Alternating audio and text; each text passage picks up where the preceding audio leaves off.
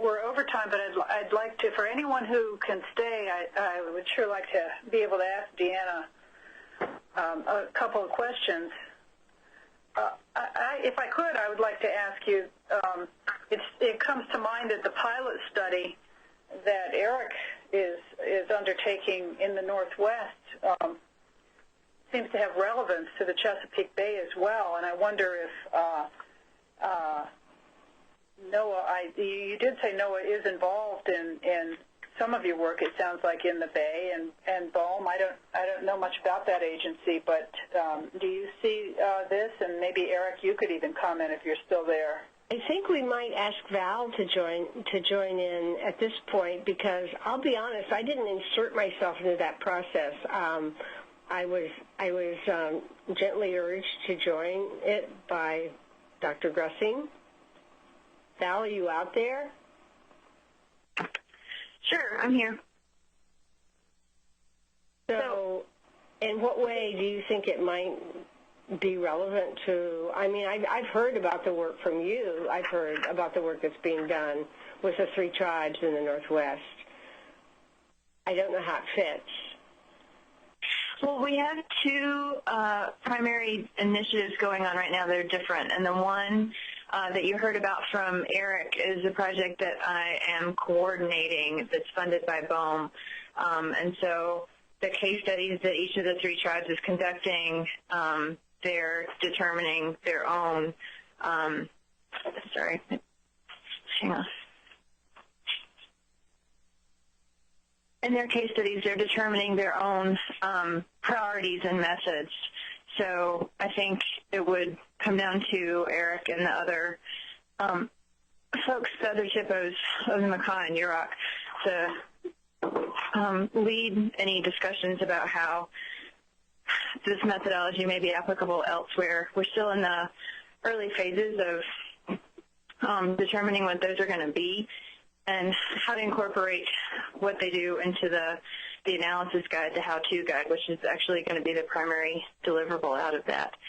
The other initiative is a cultural resources toolkit for marine protected area managers that we're working on under a small grant from the National Fish and Wildlife Foundation. And both Eric and his archaeologist Brees, as well as Deanna, are involved in that. It's going to be a website that consolidates standards and guidelines and best practices for cultural resource management, particularly in the coastal and marine environment, targeting marine protected area managers and staff who may not have any prior background or training in CRM. And so we're intending for that to be an open-ended process. If you're interested in participating and contributing to this toolkit, we're also in the early phases of that project. I can send my email address around to everyone, or I guess Barbara can as well. So obviously tribal and indigenous communities and issues and legislation and other factors are going to be an important part of that. But as far as what that particularly looks like at this point, it's going to be determined by the task group that's leading the construction of that component. And I'm sure that ICLs will be a part of that as well. Thank you, Val. That's interesting, and that toolkit sounds fascinating and very useful. So we'll look forward to seeing how that develops. Any other questions for Deanna or any of our speakers at this point? I'm not sure how many are out there, but... Well, excuse me, this is John Mark Joseph from over here in Guam. I have to say the sun has risen, and I appreciate everything that everybody's presented. It's really eye-opening for me here, and I think it will help the SHPO here and the other Northern Marianas Islands. Well, good morning, and thanks for being with us. And I'm so glad this is helpful to you. I think it's going to be helpful to our whole initiative. Anybody else want to add something? We've really received so much information today and so many really good ideas for all of us to consider in the National Register and beyond. This is Doug Harris, Narragansett Tribe in Rhode Island. The work that we're doing with BOEM I think, has a lot of potential for assisting tribes all along the East Coast. The oral history of 15,000 years ago prompted the geologists of the region to acknowledge that the geological record establishes that at least 24,000 years ago, the outer continental shelf was an open and vegetated plain, and that waters did, in fact, as the tribal oral history says, they rose and they covered that whole area. We know that there are finds by fishermen, especially scallop dredgers, all along the coast. In Maryland, off the Delmarva Peninsula, they have found not only mastodon bones, but blades and points. And these go back 23,000 years. And so at some point we have to look at the fact that our ancient homes were not on the shore where they are now, but they were out where the ocean is. So I would ask that, especially Deanna, the work that you're doing there should include what's happening out on the continental shelf, because the cultural resources are eventually going to be located out there that tell the story of when we actually lived out there on that part of the land.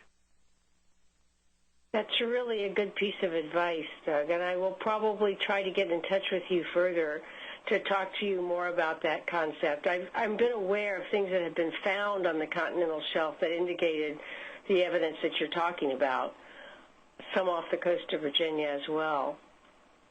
So it's something that we should all be remembering.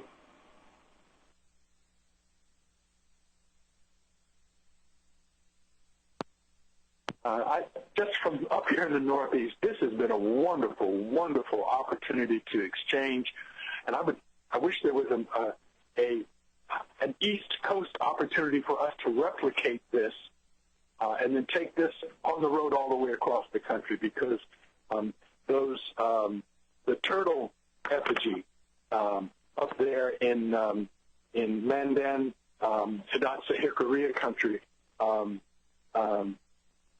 we have those here. And that's indicative of the fact that we were a common culture all across coast to coast.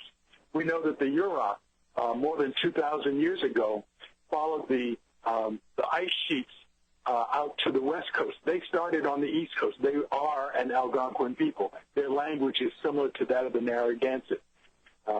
There's a lot about ourselves that has been buried, but that doesn't mean that it is hidden forever.